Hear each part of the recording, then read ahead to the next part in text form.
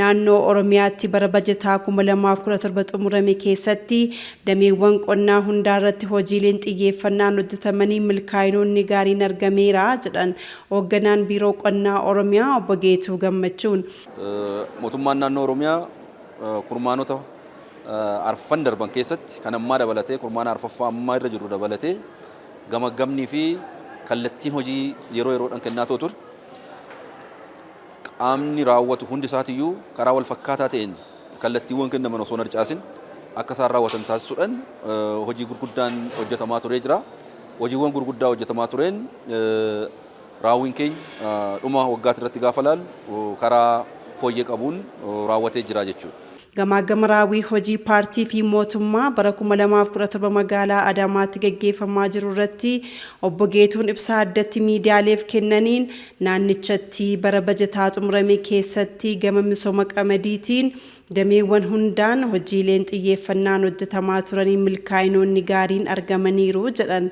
Keessumaa inisheetiivii misooma qamadii irratti hojii bal'aa xiyyeeffannaan hojjetamaa tureen qamadii alaa galaa ture hambisuu qofa osoo hin taane biyya alaatti erguun jalqabameera jedhan. Hojiiwwan akka inisheetiiviitti qabanneetu hojjechaa turre keessa hojiin misooma qamadii irratti bara darbe kan bonaanis gannaanis hojjetamaa ture. Abdii guddaa biyya kanaa kan ta'aa turee fi aadaa hojii uummata keenyaa kan jijjiiraa ture. Oomishaanis bal'ina lafaatinis fudhanneetoo yoo ilaalle kan gannaatis kan bonaatis jijjiirama guddaa kan itti agarsiisnee fi oomisha guddaanis kan inni irraa argame ta'uusaa gabaasa dhiyaate keessatti hundi keenya kan waliin agarreedha jechuudha. Kana qofa osoo hin ta'in oomishti qonnaa keenya teknooloojiidhaan deeggarame keessumaa'uu qonna rooba irratti hundaa'e keessaa bahuudhaaf sochiin bona keessatti gaggeeffamaa ture sochii baay'ee guddaadha. Kanaaf teknooloojiin naannoo kanarratti barbaachisu bal'inaan qonnaan bulaa keenya biraa akka qaqqabu taasisuu keessatti keessumaa'uu bara kana jal'isiidhaaf paampiiwwan gosa adda addaa qonnaan bulaa keenyaaf bal'inaan akka dhiyaatu taasifameeti kan jiru. Paampii qofa osoo hin taane tiraaktaroonni, koombaayinara harvesteroonni qonnaan bulaa keenya biratti akka gadi bu'an isaan kun immoo warra biraa dabalatee oomishtummaa qonna keenyaa akka dabaluu danda'u warra taasisan. Akkasumas qonnaan bultoonni keenya qonnaan bulaan qabeenya horachaa dhufe karaa investimentii akka inni ce'uuf hojiiwwan gurguddaan kan hojjetamaa turan qonnaan bulaan hedduun isaanii gara investimentiitti kan ce'an bara kana keessadha jechuudha.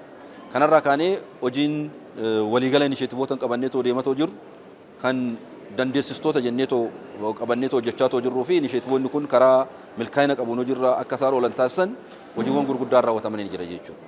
Keessumaa'uu oomishoota tokko tokko oomishoonni biyya keessatti oomishuudhaan wabii midhaan nyaataa mirkaneeffachuu ittiin dandeenyu ta'ee immoo biyya alaatti irraa galaa kan turan dhaabuu irratti hojii gurguddaadha bara kana keessatti hojjetamaa kan ture. Fakkeenya kan qamadii wajjin sila kaasatoo ture qamadii kanaan dura biyya alaatti irraa galu dhaabuun danda'amee jira. Dhaabuu qofa osoo hin taane biyya alaatti erguun yeroo itti danda'ame keessatti kan turre. Garbuu biiraa kanaan dura biyya alaatti irraa galchaa turre.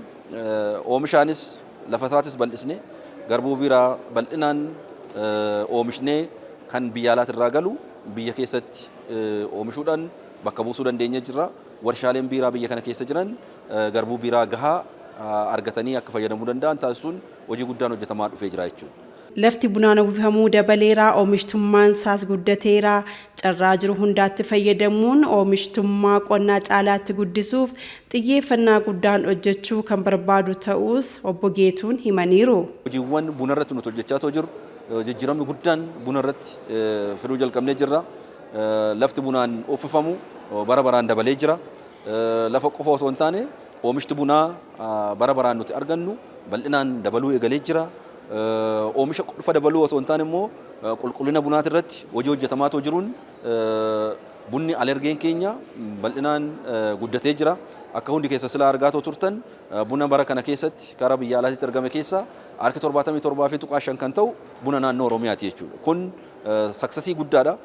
Baay'inaa fi bal'ina qabnu wajjin immoo qulqullina irratti ammallee xiyyeeffannee ta'uu hojjennu kanaa olitti jijjiirama guddaa fiduu ni danda'a. Isa qofaan otoo hin taane qonnaan bulaan keenya immoo buna oomishurraa gabaa addunyaa irratti dorgomee gabaa gaarii argatee yeroon inni itti mul'achaa ture bara darbisne kana keessatti jechuudha.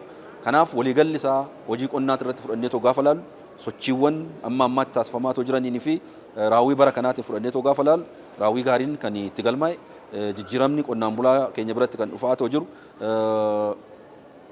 sadarkaa maatiitti jijjiiramoonni kun badhaadhina maatii jennee karoora qabannee hojjechaa jiru kan itti milkeessuu fi mirkaneeffachuu hin dandeenye bara kana keessatti gama adda addaatiin kana laaluun hin danda'ama jechuudha. Jijjiiramoonni naannoo kanarratti dhufaa jiran jijjiiramoota gurguddaan dhufaa turanii jechuudha. Ammas jijjiiramoonni kun haa dhufan iyyuu malee potenshaala qabnuun hojjechuu irratti waan raawwatamuu qabu raawwachuu irratti ammallee hanqinoonni gurguddaan immoo kan nu mudachaa jiran jechuudha.